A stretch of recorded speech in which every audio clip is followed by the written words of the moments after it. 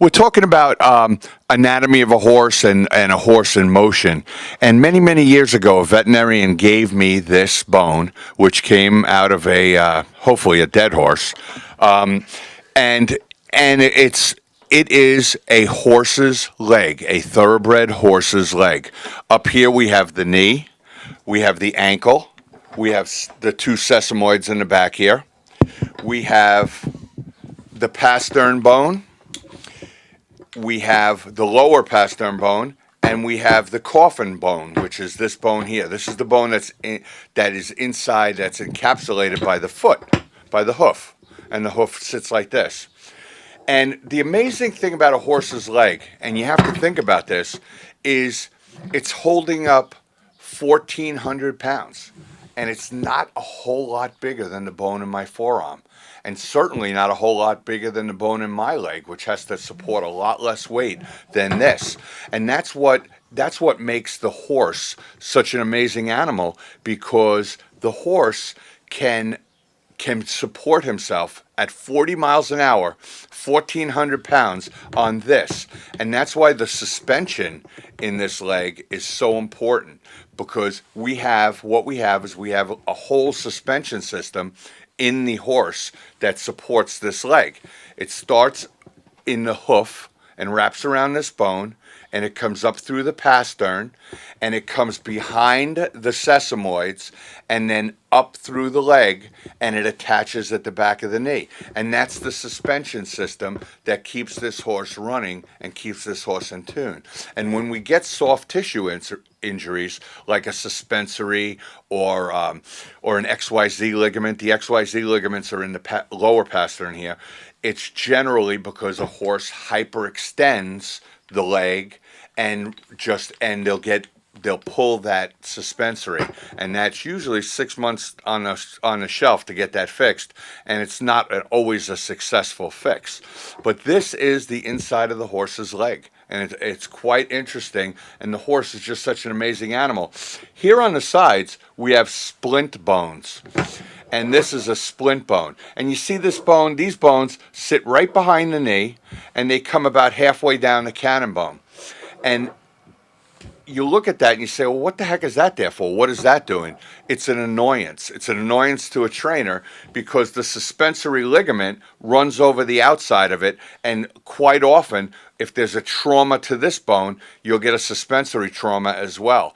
And this bone was never a part of the working of a horse today. It has nothing to do with it. But when horses were dinosaurs, when we go all the way back to the dinosaur era, horses, this bone came down here, and they had a toe on this side and they had a toe on this side. A horse was almost a three-toed animal, and this splint bone has regressed over the years, and now it's just a pain in the neck. When a horse pops a splint, when they get a trauma to this bone, they'll get a very painful lump on here, and we'll have to give them about 60 days off. But that's your splint bone. This is your knee joint. We have an upper joint, which is a moving joint, and we have what we call the lower joint here, which is non-moving joint. This does not move, only the upper.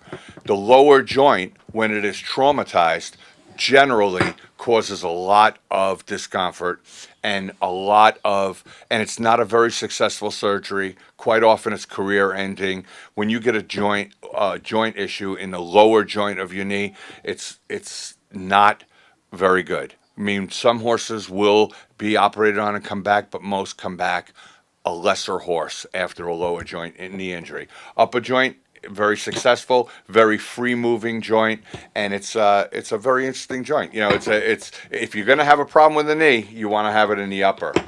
This bone is in the back of the knee. They sometimes break, but they have very, very little to do with the functionality of the knee. Now, we were talking about blacksmiths. You see how well balanced a horse needs to be, and this is the coffin bone. But you got to remember, on the outside of the coffin bone, you have a hoof. You have about an inch of hoof wall all around this, and so the horse is actually standing about this high off the ground, and that coffin bone needs to be in concert with the rest of this hoof. So it is so important that you have a good blacksmith, because imagine if your blacksmith cuts the horse's outside or inside a half an inch, this much wrong.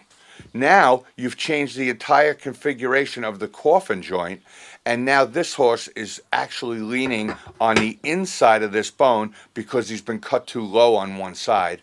Or if he's cut too low on the outside, he's now leaning on the outside of that bone, and it's going to affect the whole leg. It's going to affect the whole suspension system going up the leg. And we're talking a quarter of an inch, a half an inch. So having a blacksmith that has your feet perfect is such an important thing to the horse, because throwing this off, throwing the bottom of the hoof off, it could be millimeters, is going to have an effect on the way the rest of the leg hits the ground. It's going to have an effect. It's going to cause wear and tear. If you turn this bone a little bit to the left, now you're putting wear on the inside of this bone, wear on the inside of your pastern bone, wear on the inside of your ankle, wear on the inside of your sesamoids, and it's going to go straight up and affect the knees. So it is so important that you have a perfect foot on your horse as well. A blacksmith has a big hand in ruining a good horse or keeping a good horse perfect. And our blacksmith, we have a very good blacksmith. He's a little crazy, but he is a great blacksmith, and he does a great job on our horses. But that's the intricate inside of a horse's leg. And to me, I could never look at this enough. I've been looking at this thing for 20 years, and it just amazes me all the working parts that are separate. These bones are not attached to each other, held together by the suspension system of the horse and supporting 1,400 pounds at full flight. And it's just an amazing, amazing thing, the way a horse is put together.